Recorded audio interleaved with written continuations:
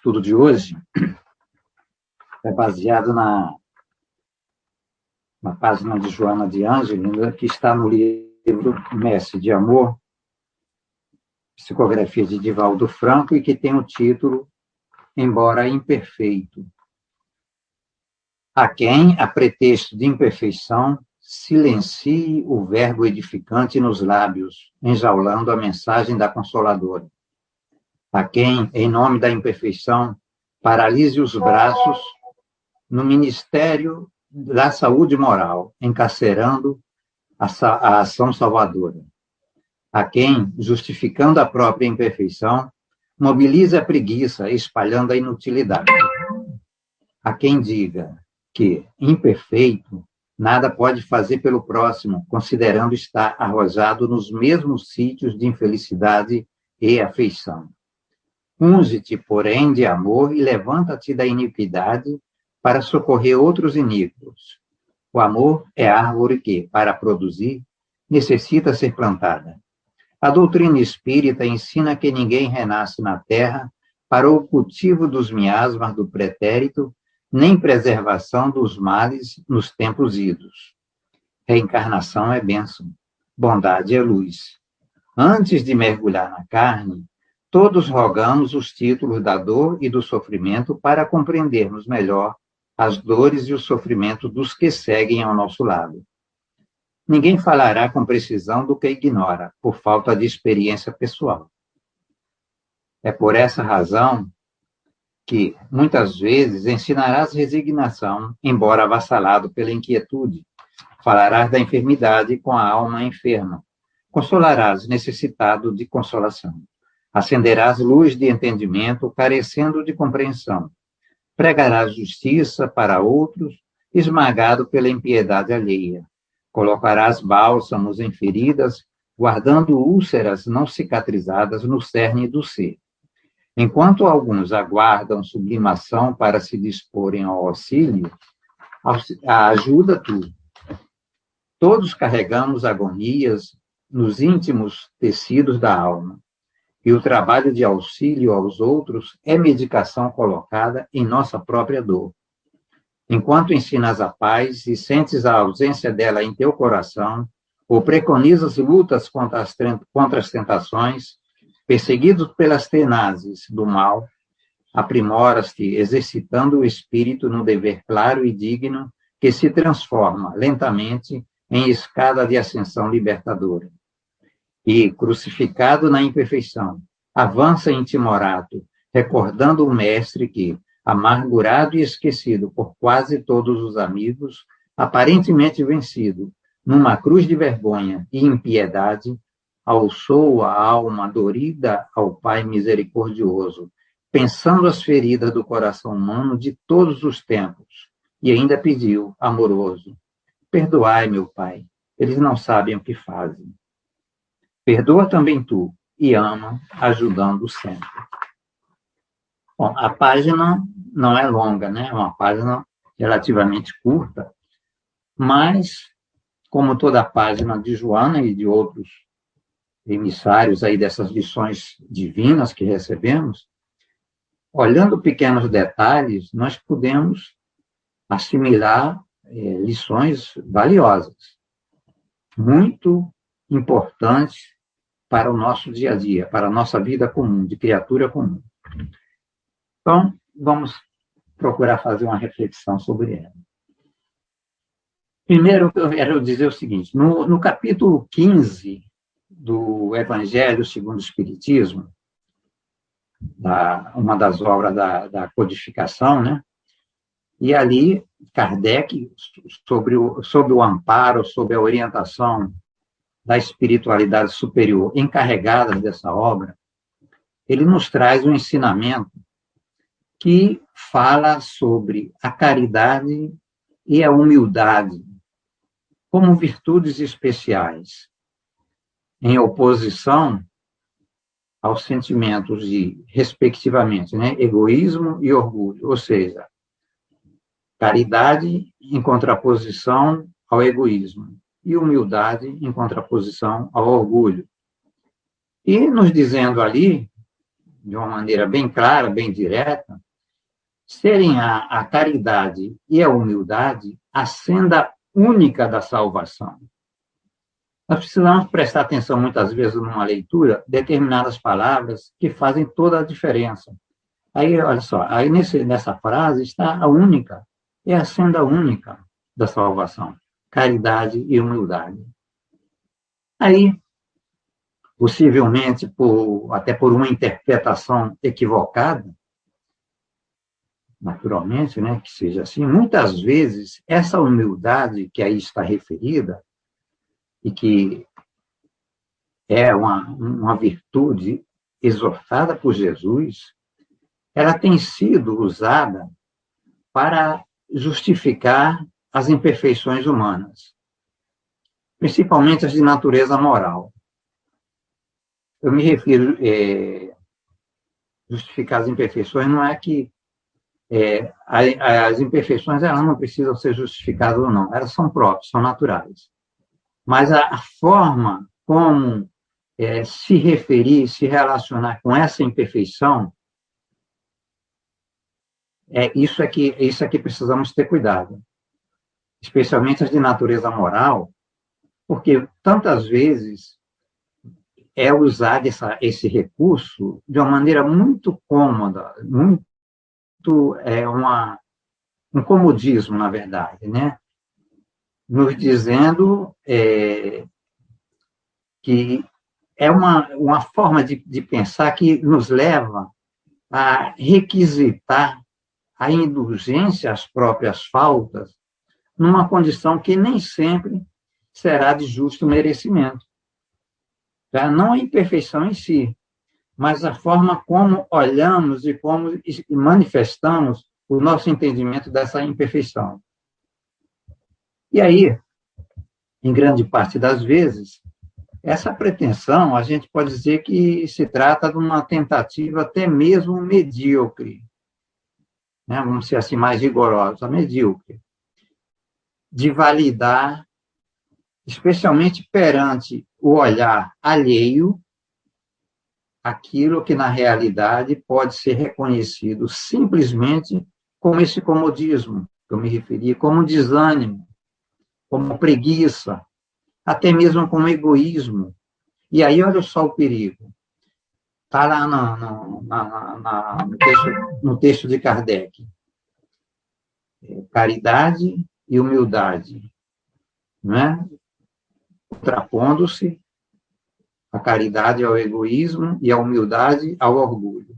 Aí você, por conta desse pretenso entendimento da humildade, adquire uma atitude egoística. E não, eu sou humilde, minha humildade reconhece a minha imperfeição, não posso fazer nada, e se coloca numa atitude egoísta. Aí você foi contra tudo, foi contra a lição que estava vindo ali. Que aí você se pôs na condição egoísta, aí já não está mais adotando a postura de caridade. Então, é importante a atenção nessas pequenas palavras.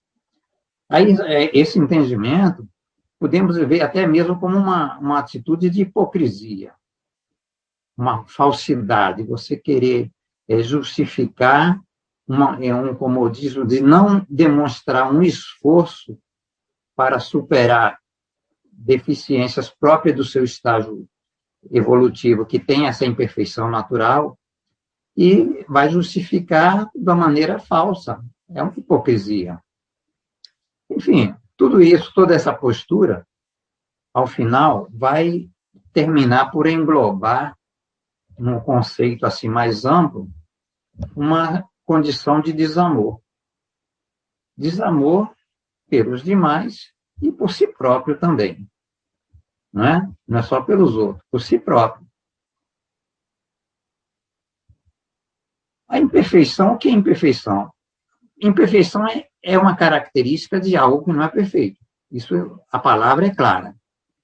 Perfeição, imperfeição, a negação.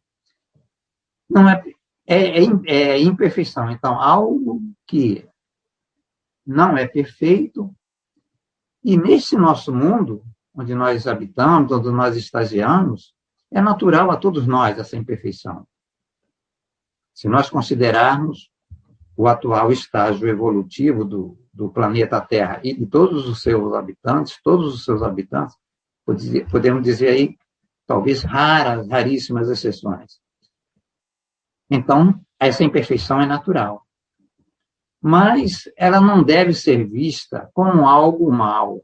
Nós precisamos disciplinar a visão para olhar o que é essa imperfeição própria de nosso estágio evolutivo, não como algo mal, apenas como uma determinada característica de seres em processo de aprimoramento. Uma obra ainda inacabada, não concluída, mas é uma obra do ser infinitamente perfeito. Né? O ser humano é uma obra do ser infinitamente perfeito, que é Deus. Então, nessa obra, se é do ser infinitamente perfeito, ela tem em si um infinito potencial de perfeição, que haverá de ser aflorado no momento oportuno. Seria como uma casa. Construir uma casa. A casa foi cumprida ali todos os requisitos, a parte do arquiteto, dos engenheiros, tudo direitinho, tudo dentro dos padrões. Essa casa está sendo construída. Construiu-se o quê? O alicerce, as colunas, as vigas, não tem paredes, não tem nada. Essa casa é imperfeita ainda, mas não quer dizer que ela não vai alcançar um momento de perfeição. Ela está seguindo todo o padrão em sua construção. Se ela não tem parede, não tem ainda tem uma estrutura, mas não tem o acabamento, ela é imperfeita, mas ela não está errada. Então é a mesma coisa, ela tem em si o potencial da perfeição que se revelará quando a obra estiver concluída. E assim somos nós. Temos essa imperfeição como uma condição natural do estágio evolutivo, mas isso não é para ser visto como uma condição, como mal. Né? É essa visão que precisamos ter. Então, a mensagem sobre essa a qual estamos refletindo hoje, de Joana de Ângeles, ela busca nos alertar para não recorrermos a esse pretexto, o pretexto da imperfeição, né? Lembrando, essa imperfeição apenas considerada como um reflexo do presente momento de nossa escalada evolutiva. Então, não recorrer a esse pretexto para justificar determinado grau de irresponsabilidade no cumprimento de compromissos assumidos num tempo pré-reencarnatório, né, que antecedeu ali uma futura experiência na carne. Então, assumimos ali compromissos, mas viemos para um mundo onde é imperfeito, de uma forma natural. E aí nós vamos encontrar as limitações. Temos que lutar contra elas, temos que buscar superar. Aí usar esse pretexto da imperfeição para não fazer esse esforço se torna o quê? Simplesmente uma irresponsabilidade, né? E hoje, se nós procurarmos compreender e, principalmente, assimilar aquilo que podemos dizer que seja o néctar da mensagem cristã, essa mensagem cristã rediviva, né, que tornou uma nova expressão de vida a partir em sua pureza, né, a partir do que nos trouxe a doutrina espírita, nesse tempo atual em que nós já fomos agraciados por essa oportunidade de alcançar o conhecimento trazido por essa doutrina de luz. Então, nesse tempo, nós não podemos mais nos permitir tal situação de buscar esses pretextos, de buscar essas desculpas, que aí passam a ser representadas, no mínimo, por um comodismo ilícito, perante quem? Perante Deus, o Criador de tudo, que é a razão única do nosso existir. E perante também o seu emissário mais sublime, né? Nosso irmão Jesus, que nos trouxe essa mensagem divina de forma tão clara, tão amorosa. Então, passa a ser, assim, um ato ilegal, né, diante de Deus. Jesus que nos trouxe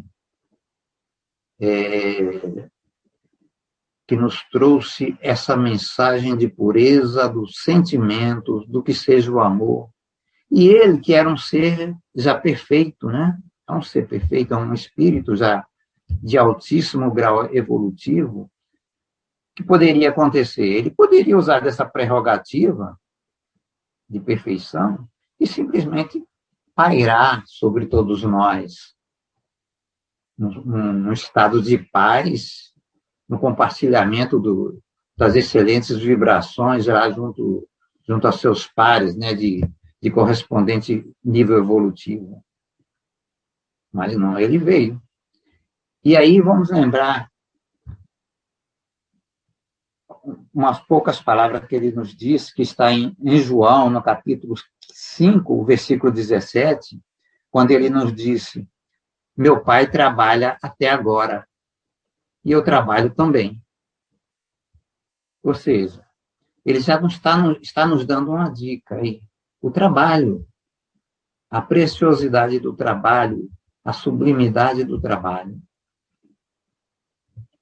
Jesus que desceu a nós, né, para nos estender as mãos num resgate sagrado ao nosso Pai, mas não como um ato puramente de magia, vamos dizer assim, né, de uma maneira talvez não tão adequada, mas não foi dessa forma. Ele veio, nesse resgate, ele veio nos ensinar também que, especialmente, cabe a nós uma parcela extremamente importante nesse processo de promover essa realização, que é esse nosso resgate no caminho que leva a Deus. Então, ele veio fazer isso. Ele veio nos mostrar também, nos trazer esse ensinamento. E a nós, hoje, quando já esclarecido, que temos essa oportunidade de esclarecimento por meio dessa doutrina luminosa, fica a competência para que, a exemplo dos ensinamentos e dos atos, né, de Jesus, né, essa competência nossa de contribuir diretamente com a obra do Pai, em sua magnitude de quê? De tornar perfeito o ser que, em determinado estágio, se encontre ainda imperfeito. Reconhecendo aí o entendimento de que essa imperfeição não como algo impróprio para alcançar a vida maior, em sua plenitude, mas como algo momentaneamente incompleto em sua construção, mas ainda assim importante em sua destinação final, que seja o ápice da trajetória evolutiva que está à espera de todos nós, de cada um de nós. E aí, nos diz Joana de Ângeles,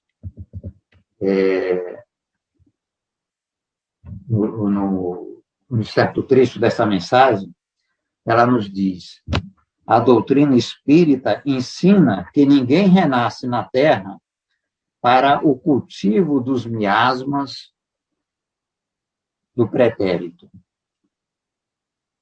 nem preservação dos males dos tempos idos. Então, a doutrina espírita ensina que ninguém renasce na Terra para o cultivo dos miasmas do pretérito, nem preservação dos males dos tempos idos. Miasma, né? Não sei se todos sabem o significado de miasma.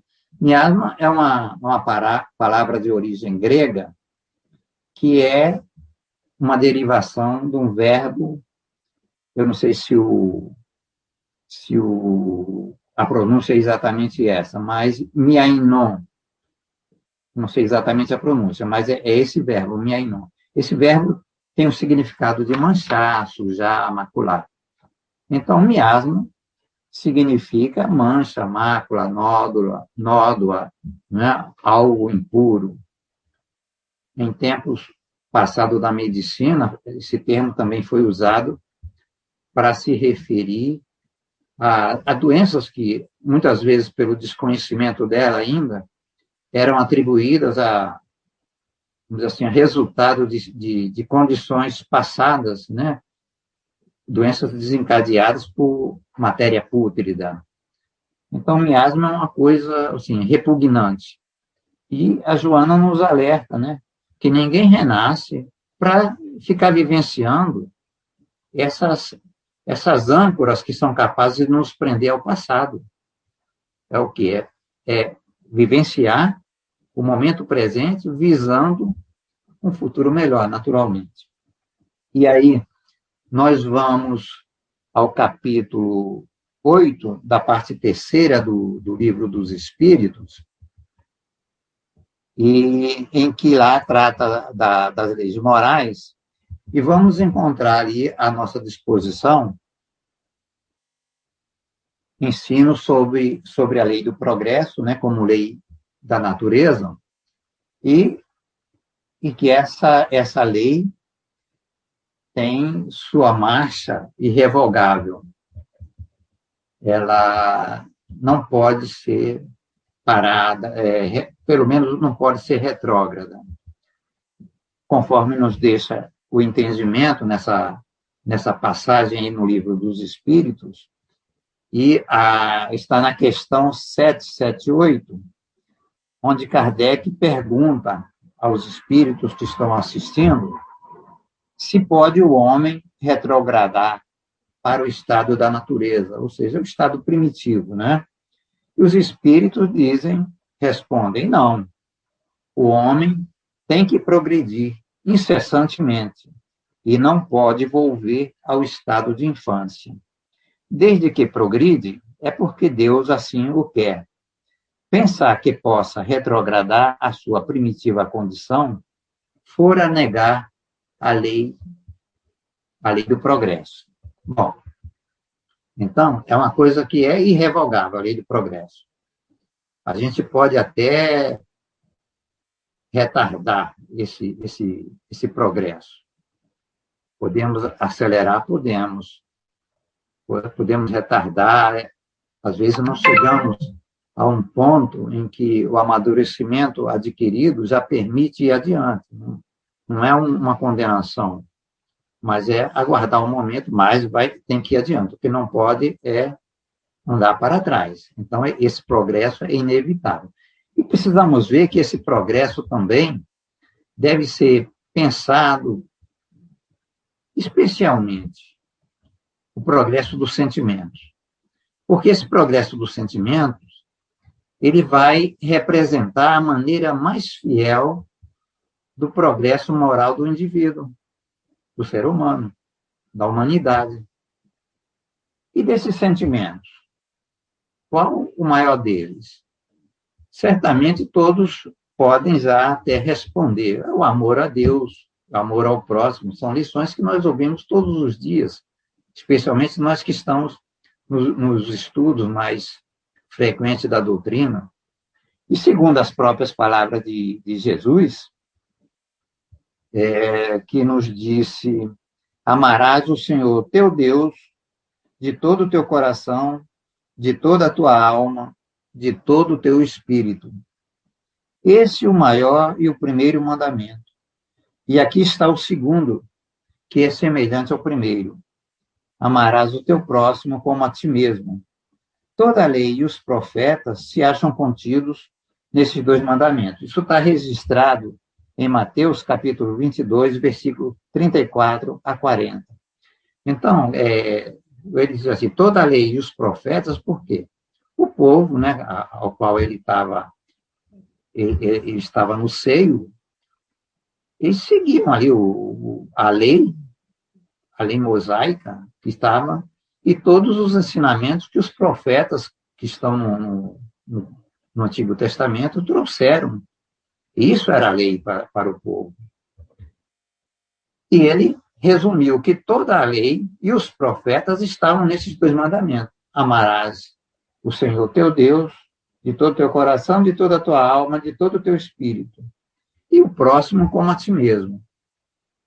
Então, se o mandamento maior é amar a Deus, e por essas palavras ninguém pode efetivamente amar a Deus sem amar o próximo, isso são duas premissas que não se pode, né, contestar. Isso está lá. E para amar o próximo, nós precisamos ser capazes de compreender em nossa alma a dor que, eventualmente, esse próximo experimente em determinada ocasião de sua existência, como um instrumento de aprimoramento moral, de aprimoramento espiritual, condições que são próprias desse nosso mundo, nós precisamos compreender e sentir na alma, não apenas a compreensão do intelecto. Então, veja bem, nós precisamos ter essa capacidade, não é? Porque nós estamos num mundo onde, por essa condição, por essa exigência, olha, é o mundo de provas, de expiações, de sofrimentos, como nós denominamos. Então, a humanidade aqui vai passar por essas experiências. E no nosso exercício de desenvolver essa relação, né, de irmandade, de sentir essa unidade, nós precisamos compreender esse próximo. Aí, nesse mundo, quando nós nos preparamos para cada nova experiência na carne, nós solicitamos lá também as experiências ditas dolorosas, como nós chamamos dolorosas. Porque lá, quando nos preparamos assim, nós sabemos, naquele instante, que essa é a forma de reconhecermos mais conscientemente os elos que nos unem a todos, irmãos em unidade. E é por isso que Joana, nessa mensagem, ela nos diz: reencarnação é bênção. Reencarnação é bênção. É uma frasezinha pequena e de grande significado. Nós não devemos, jamais, estar a maldizer as experiências da vida dolorosa, doença, enfermidade de todo tipo, angústia, sofrimento, perda, tudo isso. Maldizer, Joana está dizendo, reencarnação é bênção, porque é oportunidade para isso. É oportunidade para aprender a entender essa ligação. É oportunidade da unidade que precisamos reconhecer em nossa relação com o próximo e que, sendo assim, resultará em nossa unidade com Deus. Porque ninguém pode, para amar a Deus, tem que amar o próximo. E aí, quando reconhecermos essa nossa unidade com o próximo, estaremos também alcançando a capacidade de reconhecer essa nossa unidade com Deus. E aí nós vamos poder dizer, como também nos disse Jesus, como está aí registrado em João, capítulo 10, versículo 30, eu e o Pai somos um. Olha que beleza quando pudermos fazer isso, né? Nós temos também lá no Livro dos Espíritos, no capítulo 3, da parte terceira, a lei do trabalho. Lei do trabalho. E logo na primeira questão do capítulo, a questão 674, em que Kardec indaga se a necessidade do trabalho é lei da natureza, né? E a resposta é afirmativa da parte dos espíritos. Então, trabalho, ninguém fuja do trabalho. É lei da natureza, como é o progresso, como são tantas outras. E aí, logo a seguir, na questão 675, Kardec pergunta se por trabalho só se devem entender as ocupações materiais. E os espíritos, então, respondem: não. O espírito trabalha, assim como o corpo. Toda ocupação útil é trabalho. Então, nós podemos entender, por essas citações constantes aí do Livro dos Espíritos, Lei do Progresso, Lei do Trabalho, que há uma correlação direta envolvendo o cumprimento da lei do trabalho junto à lei do progresso. E o progresso verdadeiro ele só vai acontecer por conta do trabalho, associado ao trabalho. Senão, será uma ilusão. Né? E assim também, isso vai ser exigido a respeito do progresso, progresso dos nossos sentimentos, do nosso progresso espiritual. Para que seja verdadeiro esse nosso progresso espiritual, ele tem que ser decorrente de um trabalho. Não é o trabalho, é lei da natureza, está ligado ao progresso. Se nós buscamos o progresso espiritual, necessariamente tem que estar dependente de um trabalho.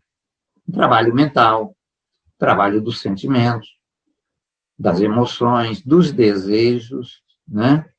E especialmente do trabalho do autoconhecimento. Uma coisa que também em nossos estudos é também o autoconhecimento tão recomendado que cada um de nós faça o esforço. É um trabalho mental, mas que vai nos levar a envolvimento num trabalho dos sentimentos mais puros. E aí, ancorado na visão cristã, todo esse trabalho assim recomendado, né, que leva a esse progresso, especialmente o progresso do sentimento, o progresso espiritual, ele só pode ser completo se ele for direcionado simultaneamente ao próximo e a si mesmo. Porque nós não podemos aprender a direcionar ao próximo os bons sentimentos, o sentimento amoroso, se não tiver esse trabalho também dirigido a nós próprios. Né? E aí, por isso que na experiência terrena, o espírito encarnado que vivencia ou já tenha vivenciado dramas, enfermidades de toda a natureza, angústias em geral, ele já traz em si as sensações autênticas a lhe permitir a mais profunda empatia perante os companheiros que passam por tais experiências.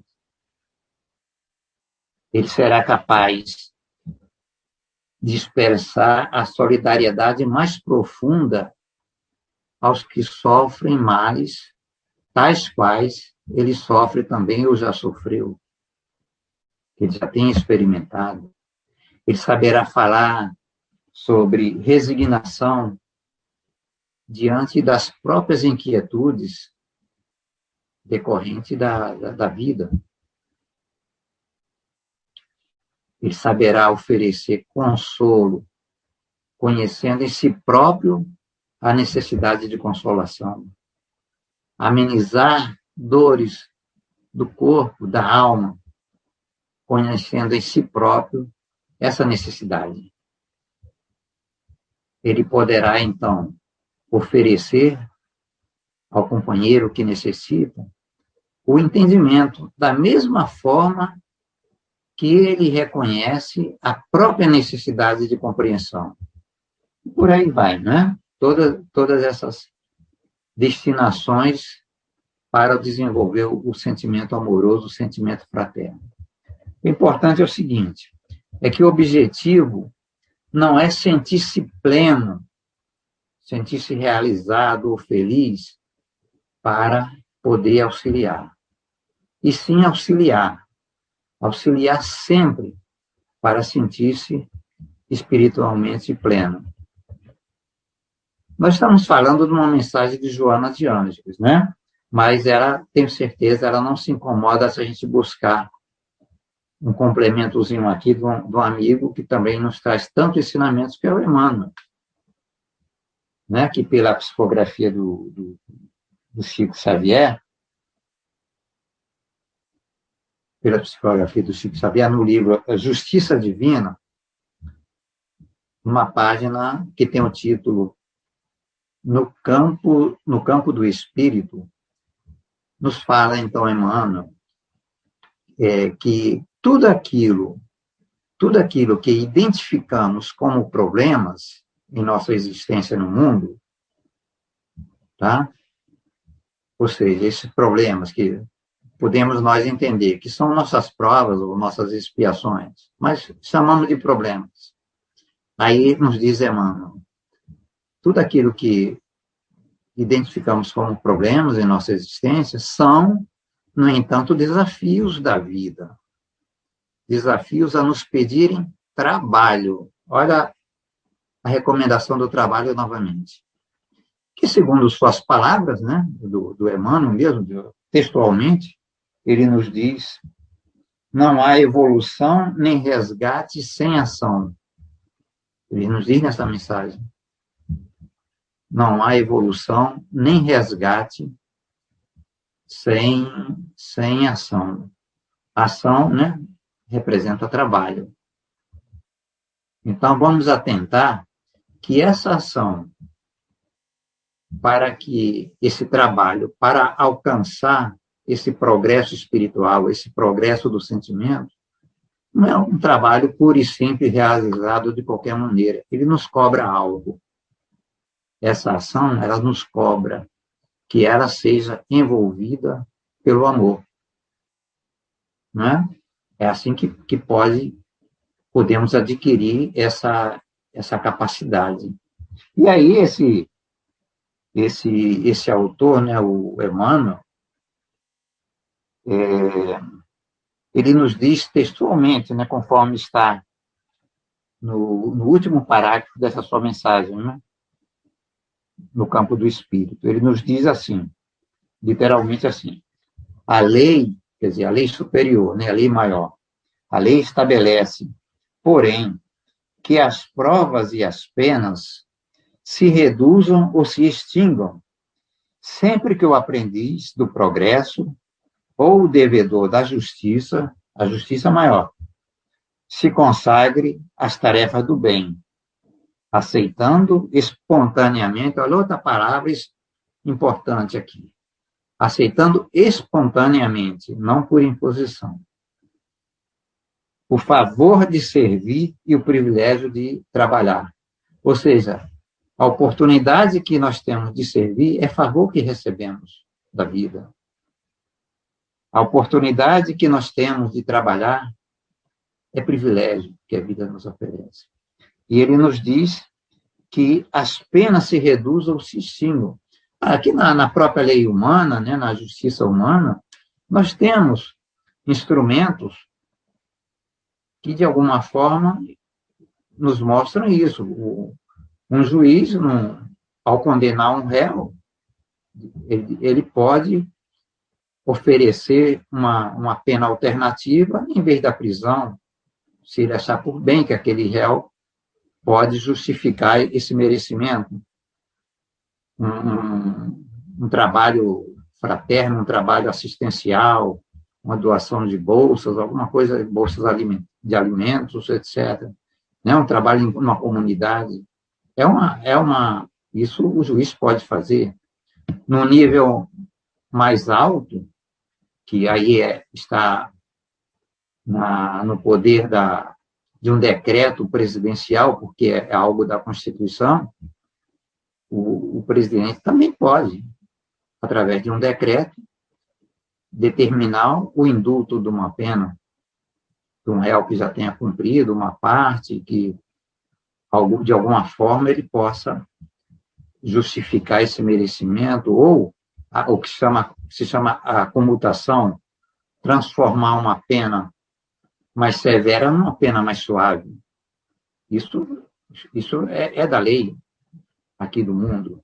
Então, naturalmente, podemos entender que com mais propriedade, uma forma mais legal, mais suprema, Deus pode fazer isso. Por isso que Emmanuel nos diz, o aprendiz do progresso, ou devedor da justiça, que se consagre às tarefas do bem, aceitando espontaneamente esse favor de servir, o privilégio de trabalhar, as penas dele podem ser reduzidas ou até extintas. Não vai estar derrogando a lei natural. É uma transformação. Ou seja, precisamos ver que as nossas imperfeições não devem ser vistas como uma justificativa para a nossa ociosidade, seja física, mental ou ociosidade do sentimento. Não pode ser visto assim. E aí, voltamos aqui à página da Joana, em que estamos refletindo sobre esse estudo de hoje, e Joana nos conclui, lá nos últimos parágrafos, de uma forma, nos levando a uma forma de ver nessa nossa imperfeição, a nossa imperfeição humana, vejamos nela a cruz a qual estamos pregados. Uma cruz a qual estamos pregados, mas que, seguindo o exemplo do nosso irmão Jesus, Cristo, que submetido à crucificação, e não apenas no madeiro ali, mas aquela tão intensamente na cruz da vergonha, na cruz do abandono, na cruz da impiedade, ele foi o grandioso a não olhar para a própria dor e amorosamente pedir ao Pai: perdoai, meu Pai, eles não sabem o que fazem. Então, esse é o exemplo, né? E daí, concluímos nós, saibamos nós o que precisamos fazer. Tá? A mensagem, pensamento sobre essa mensagem, a reflexão, está aí. Agora, eu vou pedir um vídeo para quê? Para finalizar, porque, mas na intenção de uma orientação para quando focarmos em nossa imperfeição, repetindo, vendo essa imperfeição como uma característica de seres em construção, que somos. Não que somos maus por causa disso. Para não nos deixarmos levar pelo desânimo ou pelo equivocado reconhecimento de incapacidade capaz de nos impedir os pensamentos e ações direcionadas ao bem, direcionadas à caridade e ao compartilhamento amoroso. Que não vejamos nessa imperfeição, aceitemos ela, mas trabalhemos para superá-la. E quando nos sentirmos assim enfraquecidos, ou nessa tendência a, pelo menos, a não sermos levados pelo desânimo, ou pelo descaso de uma situação, nós vamos ver essa mensagem do vídeo, ela vai nos trazer uma recomendação de qual o valioso recurso para nos dar a necessária sustentação.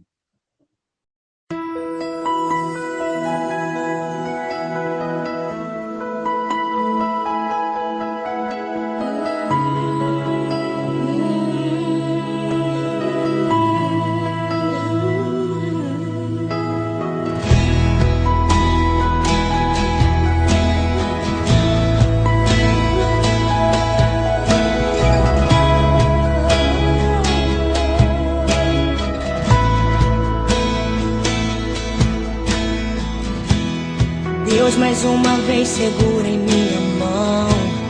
Minha alma aflita pede tua atenção. Cheguei no nível mais difícil até aqui. Me ajude a concluir. Quando penso que estou forte e fraco eu estou, mas quando reconheço que sem ti eu nada sou, alcanço os lugares impossíveis. Me torno um vencedor. Estou sentindo minhas forças indo embora, mas tua presença me renova nessa hora. Vem e me leva além. O meu sonho de chegar está tão longe. Sou humano, não consigo ser perfeito. Vem e me leva além.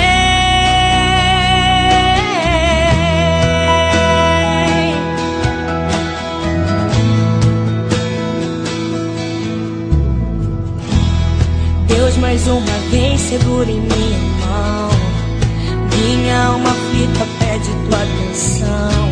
Cheguei no nível mais difícil até aqui. Me ajude a concluir. Quando penso que estou forte e fraco eu estou, mas quando reconheço que sem ti eu nada sou, alcanço os lugares impossíveis. Me torno um vencedor.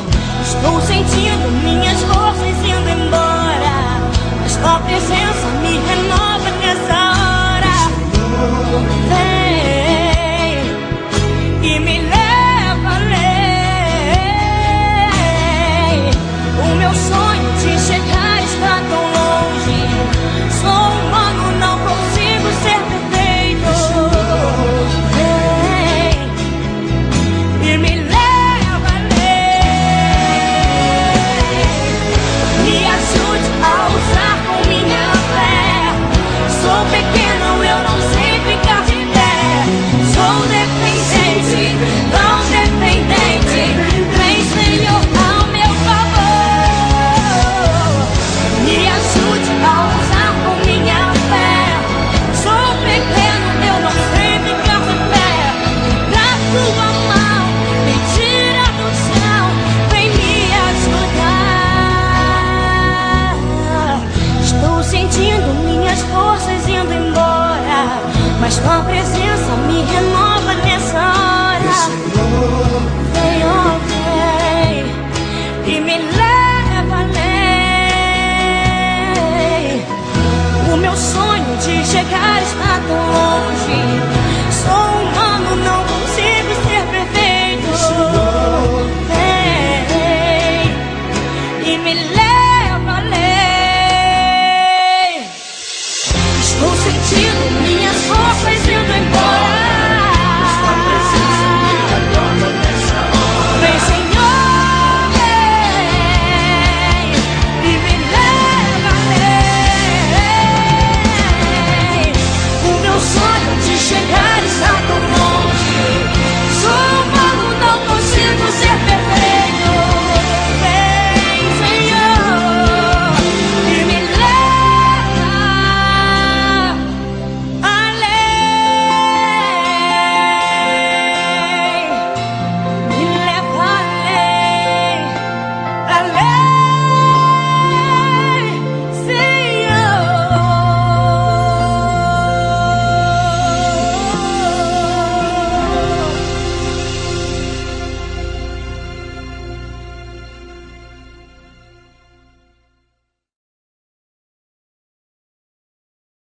Então, né, nós vemos aí, né? Se somos imperfeitos, se temos as dificuldades próprias, está aí o recurso para prosseguir na jornada. Então, fundamental que fique na mente de cada um de nós, embora imperfeitos, nós somos capazes. Só precisamos saber o caminho onde alcançar essa capacitação. E aí está mostrado, né? Vamos levar o nosso pensamento a Deus, o nosso Pai maior, a Jesus, né? trazendo os exemplos mesmo práticos, objetivos, de como proceder a cada instante. E aqui agradecer a oportunidade do dia, a oportunidade deste encontro, agradecer a presença de todos, do proveito que pudemos assimilar de mensagens que nos foram endereçadas por esses amigos, emissários de Deus, né, no plano espiritual, instrumentos mesmo sagrados, nos fazendo despertar a cada instante, abrir a visão da alma para as verdades maiores da vida. Os esclarecimentos de hoje, que eles possam estar, assim, registrados, não só em nossa mente, mas em nossos corações. Esclarecimentos indispensáveis na continuidade de nossa trajetória. Que tenhamos a cada dia, a cada amanhecer, o olhar otimista, o olhar ansioso por mais verdades, por mais conhecimentos, que nos clareia cada vez mais o caminho escolhido. Hoje escolhemos um caminho. Precisamos nos manter firmes nele. O caminho certamente poderá nos trazer alguns obstáculos, mas que não serão intransponíveis. Se exercitarmos nossa fé, se praticarmos esses ensinamentos que nos são mostrados, se tivermos a boa vontade, a disposição, se soubermos lutar de que maneira mais segura contra o desânimo, contra vícios que trazemos já milenares registrados em nós próprios, de preguiça, sentimentos egoísticos, orgulho, tudo isso. Mas nada disso deixa de ser superado. Com fé, com confiança, com a certeza de que estamos no caminho certo, esse caminho que escolhemos, com as luzes que nos trazem essa doutrina espírita, sabemos que haveremos de transpor todos os obstáculos. E um dia podermos dizer verdadeiramente: eu e meu irmão somos um, eu e o Pai somos um. Pedimos assim a bênção de Jesus, a bênção de Deus, a todos aqui presentes, também àqueles que não puderam estar, e assim gostariam que fosse. Assistência a todos os enfermos, em todos os recantos, hospitais, lares, ruas, asilos, em todo o mundo, todos os necessitados dessa assistência, desse amparo, desse amor. Aos irmãos que vêm desencarnando pelo cumprimento de sua missão nesse planeta, com certeza, sem qualquer julgamento de seus valores, apenas cumprir o seu tempo de missão nessa experiência reencarnatória. Que saibamos aceitar com serenidade. Isso é parte da vida, é parte da vontade de Deus. Que tenhamos a visão sadia para olhar para essas questões, embora nos trazendo sofrimento, mas que tenhamos a bondade, que tenhamos a caridade de não fazer julgamentos tantas vezes indevidos. Então, assim agradecemos também a todos os espíritos amigos que aqui estiveram contribuindo para essa nossa participação, a direção espiritual, os mentores, coordenadores do nosso Grupo Espírita Esperança em Cristo, a todos irmãos que anonimamente participaram. E agradecendo assim também aos nossos guias espirituais, pedimos a Jesus, pedimos a Deus, que nos abençoe a todos e que nos permita dar por terminada, por encerrada esse nosso encontro, essa reunião amorosa. Que assim seja. Graças a Deus.